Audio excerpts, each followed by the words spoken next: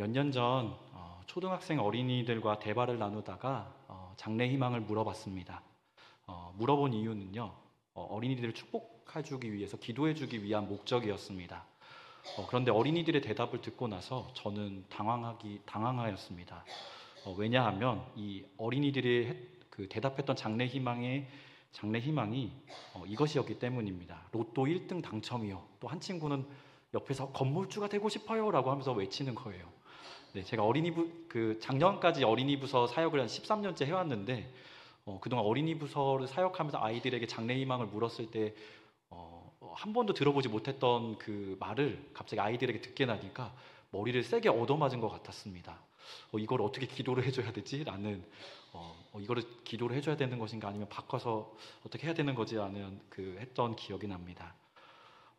혹시 엘사, 개근거지, 휴거족이라는 말을 혹시 아시나요? 이 세 가지 용어는 초등학생들 사이에서 특정 대상을 가리키는 말이라고 합니다. 엘사는요, 그 겨울왕국에 나오는 주인공 이름이기도 하지만 초등학생들이 말하는 그 엘사는 그 엘사가 아니고 LH 임대아파트에 사는 사람들을 줄임말로 해서 엘사라고 부른다고 합니다. 그리고 개근거지는요, 개근상을 받는 학생인데 체험학습이나 해외여행을 가지 못하는 형편이 어려운 그 친구를 비하하면서 놀리는 말이라고 합니다. 그리고 휴거족은 그럼 또 어떤 의미인지 대략 이제 감이 오시죠? 휴거족은 휴먼시아에 거주하는 사람들을 비하하는 말이라고 합니다.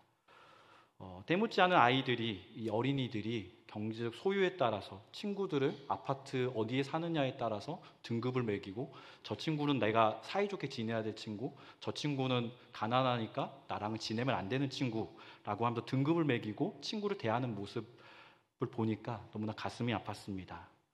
어린이는 어른의 거울이라는 말이 있잖아요.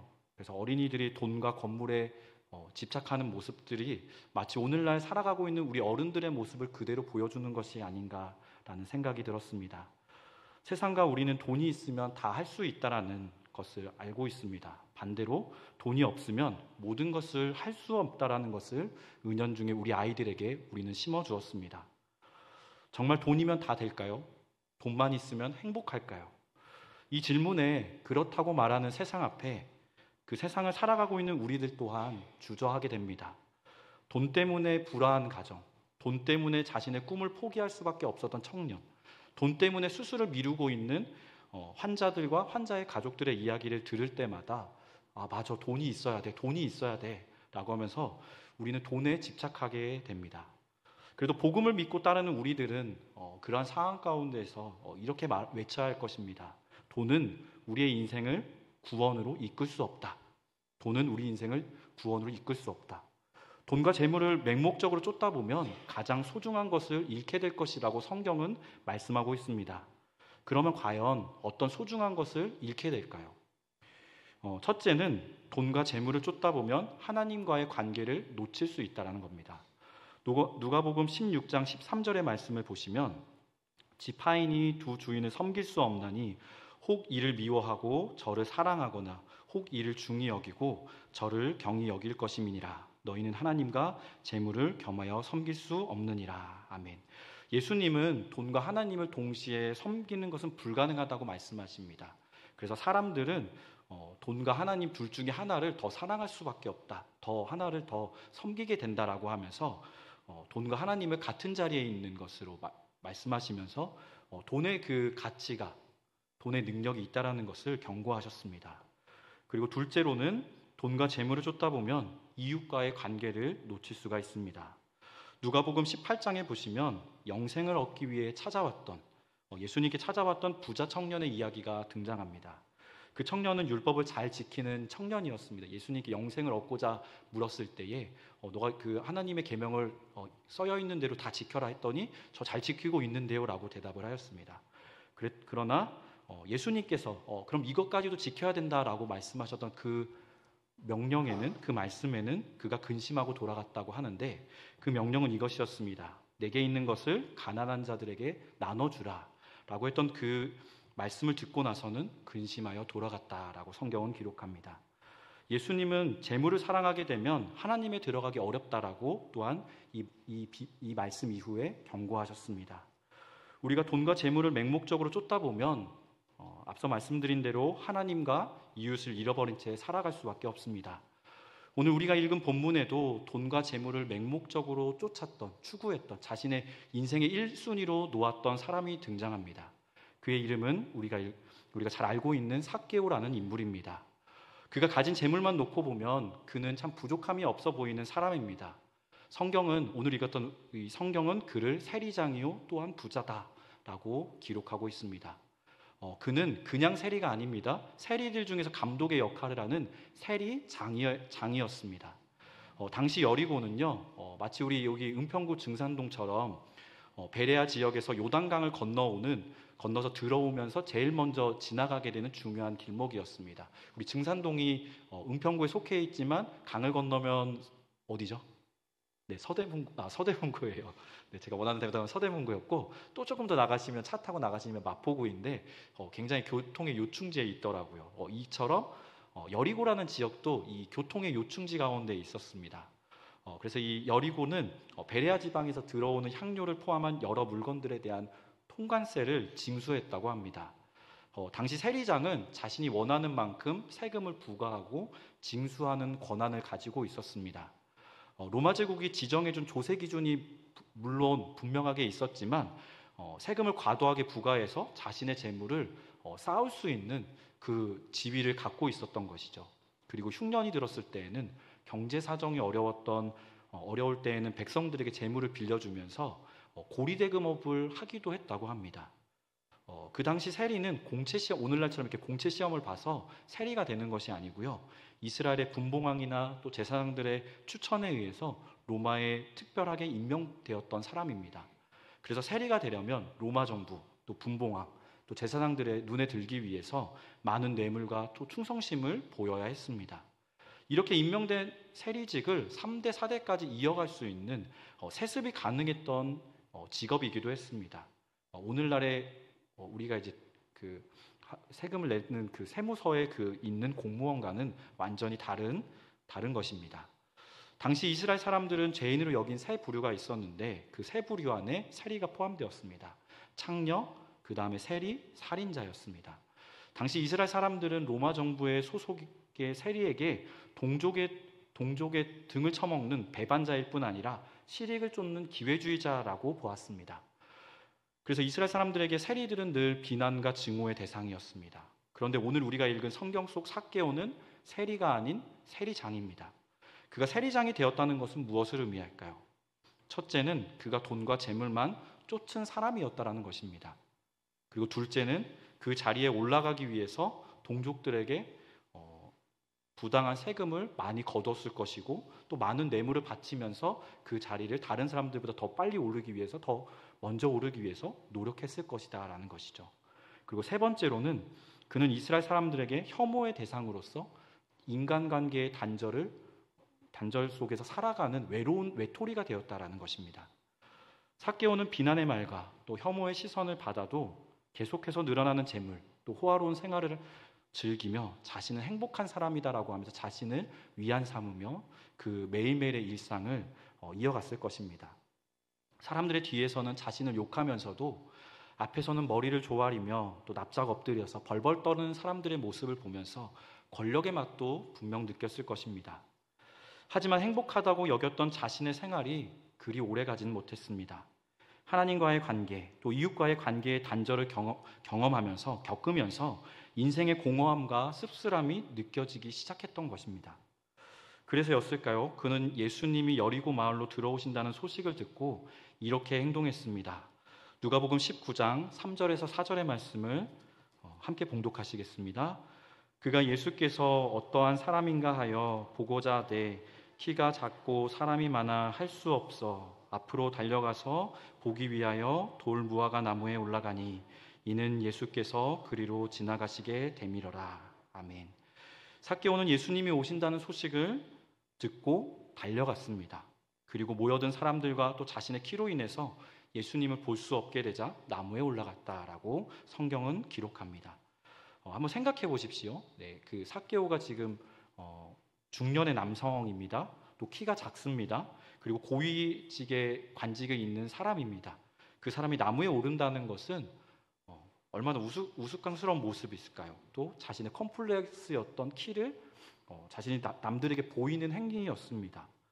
또 자신이 이제 나무에 올라가게 되면 그 질타와 비난의 시선을 받게 되어서 누군가 돌을 던질 수도 있는 위기의 상황에 봉착할 수도 있었습니다.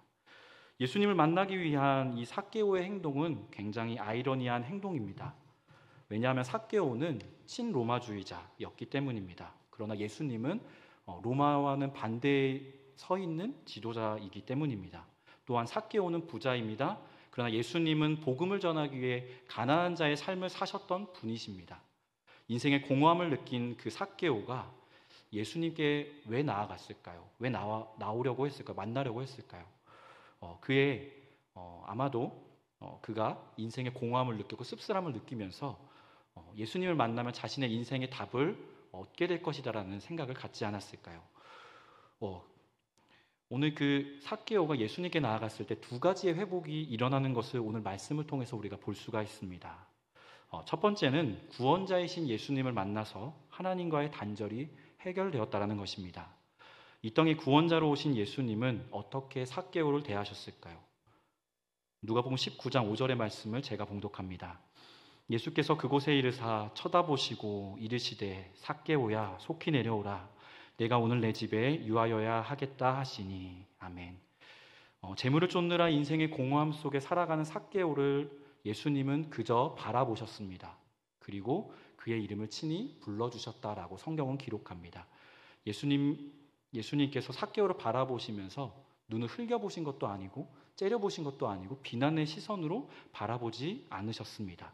삭개오를 바라보셨던 예수님의 시선은 어색한 시선도 아니었고 우연히 다른 곳을 보다가 삭개오를 보았던 시선 또한 아닙니다. 그의 아픔을 공감하셨고 그가 회복되기를 간절히 바라는 시선이었습니다. 다른 사람들은 삭개오를 볼 때에 흘겨보거나 째려보거나 혐오의 시선으로 그를 바라보았지만 예수님의 시선은 달랐다는 것입니다. 청교도 신학자 매튜 풀 목사님은 예수님의 시선을 치유의 시선이라고 표현하였습니다. 또한 사람들은 삭개오를 매국노다, 기회주의자다, 죄인이다, 돈밖에 모르는 사람이다 라고 불렀겠지만 예수님은 그의 행위에 따른 그의 별명을 그런 말씀으로 그를 부르시지 않으시고 존재 자체를 의미하는 삭개오로 그의 이름을 부르셨습니다. 그의 행위가 아닌 그의 존재 자체를 보셨고 그 존재 자체를 인정하시고 대하셨다라는 겁니다. 그리고 구원자신 예수님은 오늘 내 집에 유하여야 하겠다라고 삭개오에게 말씀하셨습니다.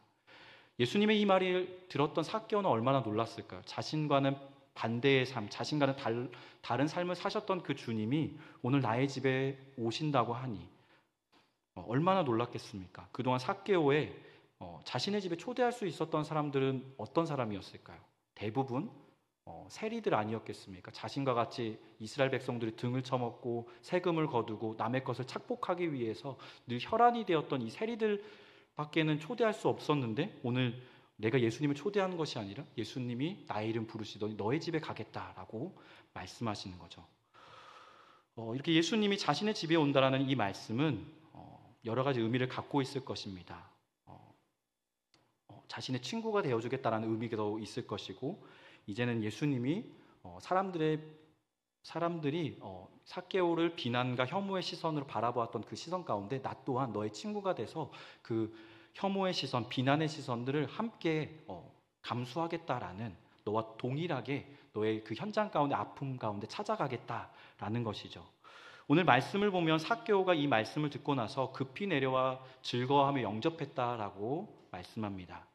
세금을 거두러 가는 길도 아니었습니다. 재물을 쌓기 위해 가는 길도 아니었습니다. 그런데 돈밖에 몰랐던 남의 재물을 빼앗는 것에만 급급했던 그 삭개오가 예수님이 자신의 집에 내려오신다라는 그 말을 듣고 즐겁게 내려왔다. 성경은 기록합니다.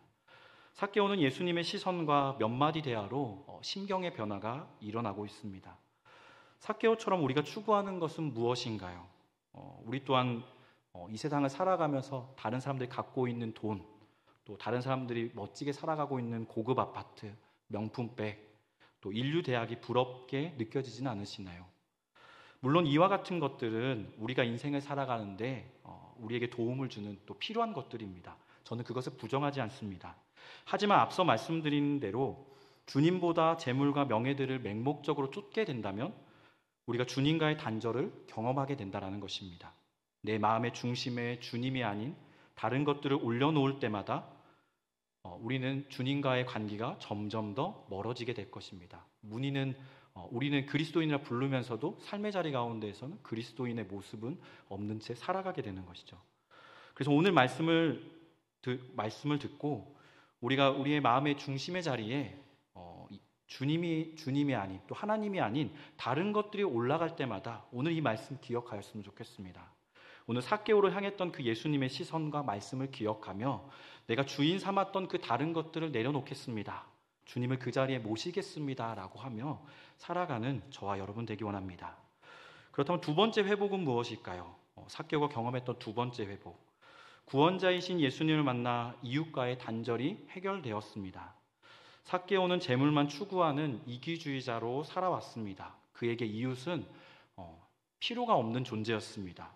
그에게 이웃들은 마을에 사는 사람들은 자신이 세금을 걷어들여야 하는 착취의 대상이요 자신의 재물을 쌓는 수단이요 통로로 밖에는 여겨지지 않았습니다. 이기주의자로 살았던 이 나사로가 예수님을 자신의 집에 모신 후에 이웃에 대한 또 사람들에 대한 가치관이 180도 달라지게 된 것을 봅니다. 어떤 변화가 일어났을까요? 누가복음 19장 8절의 말씀을 함께 봉독하시겠습니다. 삭개오가 서서 주께 여짜오되 주여 보시옵소서 내 소유의 절반을 가난한 자들에게 주겠사오며 만일 누구의 것을 속여 빼앗은 일이 있으면 내 갑절이나 갚겠나이다. 아멘. 삭개오가 이웃들에게 빼앗았던 재물을 팔아서 절반을 가난한 자들에게 주겠다라고 그 말을 예수님께 약속하였습니다. 뿐만 아니라 속여 빼앗은 것이 있다면 4배나 변상해서 갚겠다라고 예수님께 말씀드렸습니다. 앞서서 이 누가복음 19장에 앞서서도 부자 청년이 예수님께 찾아왔다는 말씀 드렸습니다. 그런데 그 삭개오는 내 재물을 가난한 자들에게 나눠주라는 말씀을 예수님께 듣지 않았습니다. 그리고 그들에게 베풀라라는 말씀을 요구를 예수님이 삭개오에게 먼저 하지 않으셨습니다. 그럼에도 불구하고 삭개오가 먼저 자발적으로 내가 주님 가난한 자들을 위해서 또 내가 훔치고 빼앗은 것들이 있다면 4배나 갚겠습니다라고 자신이 먼저 선언한 것입니다. 예수님께 말씀드린 것입니다. 삭개오의 이웃을 향한 마음이 잠깐의 열정으로 또 예수님을 우리 집에 모셨으니 울며 겨자 먹기로 이런 행동을 하는 것이었을까요? 성경은 분명히 아니다라고 말씀하고 있습니다. 구원자이신 예수님을 만나고 자신의 집에 또 자신의 마음에 주님을 모셨더니 이제 변화가 일어났다라는 것을 분명하게 기록합니다. 8절에 보시면 주목해야 되는 문장이 있는데요. 19장 8절에 보시면 주여 보시옵소서라고 하면서 말씀을 합니다. 자신이 이제 예수님 저를 봐주세요 하면서 제가 이제는 이렇게 할 겁니다라고 하면서 외치는 그 의미를 가지고 있는 겁니다. 예수님 저를 봐주세요가 아니라 제가 이제 앞으로는 이렇게 살겠습니다라고 하면서 예수님께 말씀드리고 당당하게 이제 저는 변화된 삶을 살겠습니다라는 것을 예수님께 약속드리는 것이죠. 삭개오는 그동안 재물을 쌓느라 이웃을 잃어버린 삶을 살아갔습니다. 그러나 이제는 예수님을 만나고 나서 이웃을 섬기기 위해서 재물을 나눠주는 삶의 모습으로 180도 달라진 모습으로 살아갑니다. 예수님은 그의 결단을 들으시고 그에게 2가지의 선언을 말씀하셨습니다. 누가복음 19장 9절의 말씀을 함께 봉독하시겠습니다. 예수께서 이르시되 오늘 구원이 이 집에 이르렀으니 이 사람도 아브라함의 자손이미로다. 아멘. 첫 번째 선언은 삭개오의 집에 구원이 임했다라는 말씀입니다. 이 선언은요, 하나님과의 관계가 단절되었던 그 삭개오와 하나님과의 관계가 이제는 해결되었다라는 것입니다. 이제는 막힌 담이 허물어져서 이제는 너가 이제 하나님과 하나님의 백성이고 너와 하나님이 서로 하나님 안에서 이제 너가 회복될 수 있어 구원받은 백성이야라는 것을 의미하는 겁니다. 너가 이전까지는 죄인으로 살았지만 너는 이제 죄인이 아니야. 하나님이 너를 용서하셨어. 너는 이제 하나님의 백성이야. 하나님께서 너를 사셨어라는 그 의미를 갖고 있는 겁니다. 그리고 두 번째 선언은 이 사람도 아브라함의 자손이라고 하셨던 그 선언입니다. 이 선언은 이웃과의 단절되었던 그 관계가 해결되었다라는 것을 의미합니다. 이제 너는 로마의 백성 아니야. 로마의 세금 보내고 하는 너는 그런 로마의 친로마주의자가 아니라 너는 하나님의 백성이야. 이스라엘의 공동체의 일원이야. 라는 선언입니다. 오늘 말씀을 들으며 우리의 모습을 돌아볼 수 있기 원합니다. 우리가 재물을 얻는 과정에서 누군가의 노력을 또 누군가의 물질을 부당하게 또 부정하게 착복하지는 않았는지요. 또 재물을 얻기 위해서 내 이웃을 수단으로 대하지는 않았는지요. 오늘 삭개오의 모습 가운데 우리들의 모습이 있다고 한다면 우리 또한 예수님을 만나고 또 예수님의 마음에 모시고 우리들의 모습들이 하나님과 이웃을 향해서 나아가게 되길 소망합니다. 그래서 또 우리가 부정하게 얻은 재물들이 있다면 하나님 앞에 용서를 구하고 회개하고 또 우리 이웃들에게 찾아가서 그것을 변상해주고 그에게 잘못을 용서를 구하는 저와 여러분 되기 원합니다. 오늘 삭개오의 모습을 보며 자본주의 시대에 우리가 추구해야 될 것이 무엇인지를 결단하는 시간이 되기 원합니다. 물질 만능주의 시대에 우리를 현혹하는 재물을 마음에 두는 것이 아니라 하나님을 중심에 모시고 살아가시길 소망합니다. 하나님께서 베푸신 재물을 나의 욕망을 채우는 목표가 아닌 이웃을 섬기는 또 하나님께 예물을 올려드리며 하나님의 나라가 확장되기를 원하며 드리는 예물로 쓰는 저와 여러분 되기 원합니다. 그래서 한 주간 또 세상에서 우리가 재물을 얻기 위해 재물을 벌기 위해서 살아가는 존재가 아니라 우리의 이웃들을 돌보기 위해서 또 하나님께서 우리에게 주신 것을 감사하며 우리가 그 있는 일터 가운데 열심히 섬기고 또 그것 가운데 복음을 증거하며 살아가는 저와 여러분 되기 원합니다.